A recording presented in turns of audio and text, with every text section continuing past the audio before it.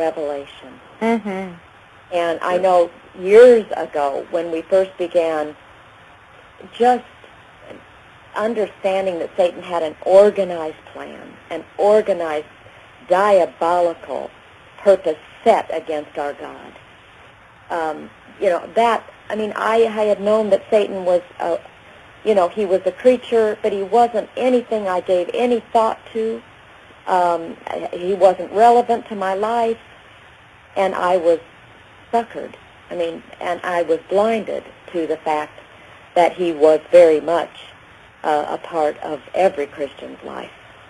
And so I think if this kind of a show will make people question to the point of seeking the Lord and searching the Scriptures to see that these things are so, that it will be worth it. Yes. To prepare a few. We know there's a remnant that will believe, that will take this before the Lord and really be shaken up and stirred up, and perhaps their direction will change.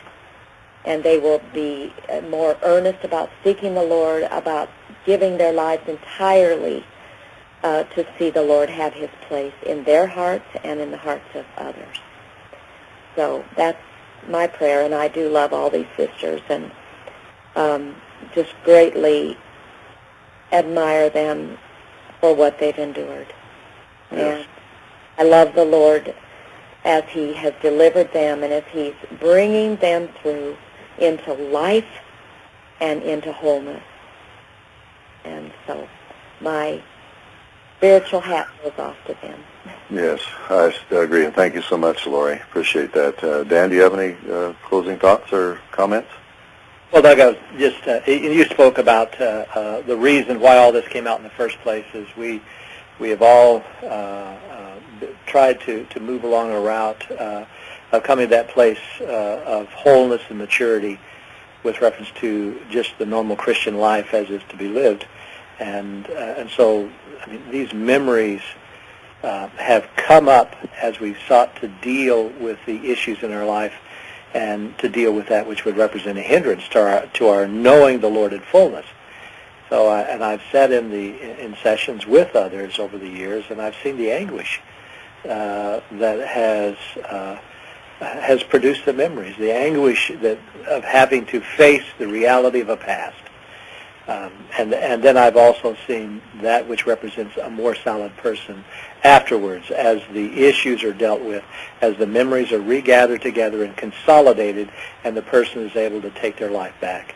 And as that happens, then there has been not only individually but a corporate consolidation with reference to what it means to be moving closer to the representation of John 17, ironically, individually as we've been so shattered, and then as a corporate company seeking to live in the good of that.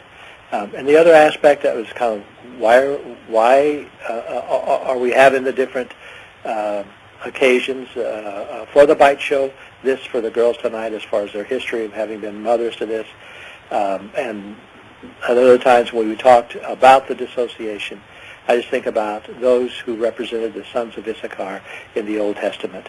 And it was at times when they knew the time and they were able to tell Israel, give Israel instruction as far as what to do. And I feel like this is so much it. We are in the final generation.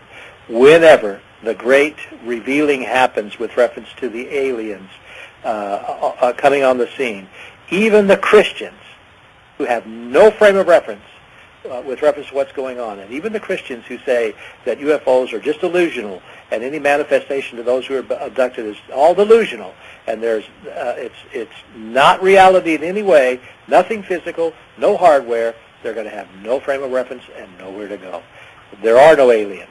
They are the hybrid Nephilim who will masquerade as aliens.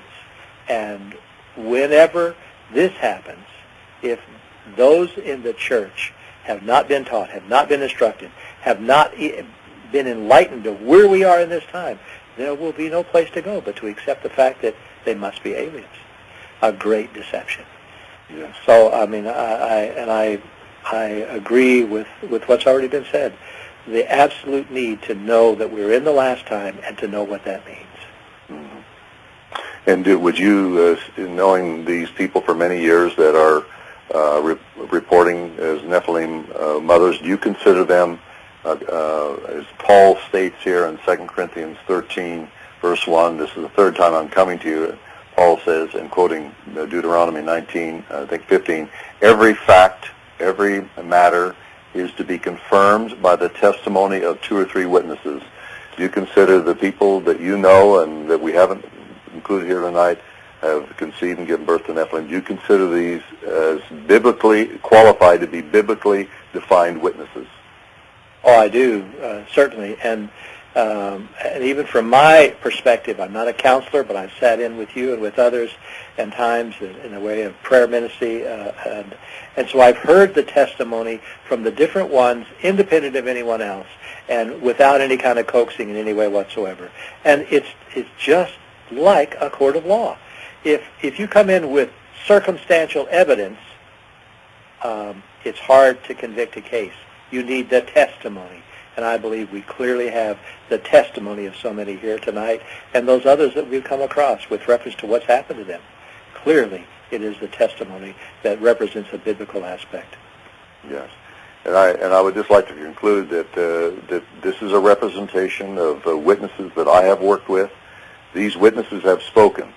For any of you out there to say that these are not, they don't meet the biblical criteria for witnesses, you're not the authority. The authority is in a witness. And I'm not a witness, but I know the authenticity and the character of those who are witnesses, and they have spoken what they have seen and heard, and with great courage and cost that they have brought this to light. So the witnesses have given firsthand evidence that we are in the place that is described as the last days, described by Jesus, as it was in the days of Noah, so it will be at the return of the Son of Man. And I would like to just put in one little parenthesis here.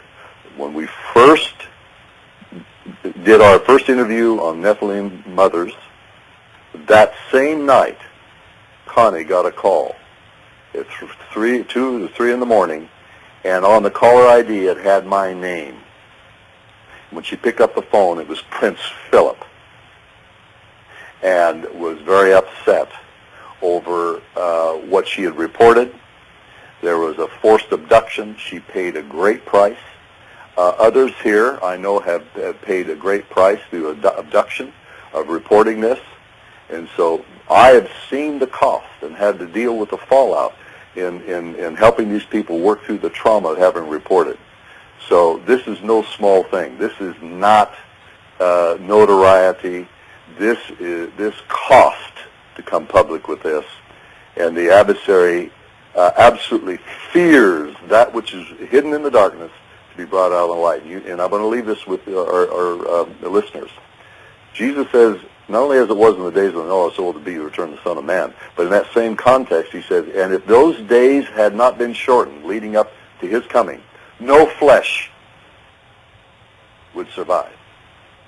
So that's Satan's goal. It's just so corrupt, just like in the days of Noah, to wipe out the recipients of God's promise, to make it impossible for people to be saved by taking on this mark or wiping out the human race by creating a hybrid. This was his goal in Genesis 6, and now it's going to be repeated as the final end game, Luciferian end game, that will culminate in Satan having his army on the field to wage war against God, as we see in Revelation 16, verses 11 and 12 through 16, Revelation 17, 12 through 14, and Revelation 19:19. We see there's a final war that Satan is preparing to thwart and to seek to defeat God at the end. He's dead serious, and we need to be aware of this. Now, God is sovereign, and I thank God for this opportunity that God has given us, and a special thanks to Georgia. Appreciate your prayers for her, that she would, the Lord would restore her. And so for those that are listening for the first time, if you go to the Bite Show and under the guest section, my name, Douglas Riggs, is there. The page will open up, and the files we've been doing will be listed on there. So we just ask God's blessing and protection on all of the listeners. We commit what has been presented to our Lord and pray His blessing, and He would use it in a way that would help, especially equip the church to be aware, as Dan referred to, as sons of Issachar, who were knowers of the time, that they could tell Israel what to do. And so, in whatever way we represent those that are knowers of the time, we do commit this to you and pray that God would use it. So we just say good night to everybody, and look forward to presenting other shows to you in the future. Good night, everybody.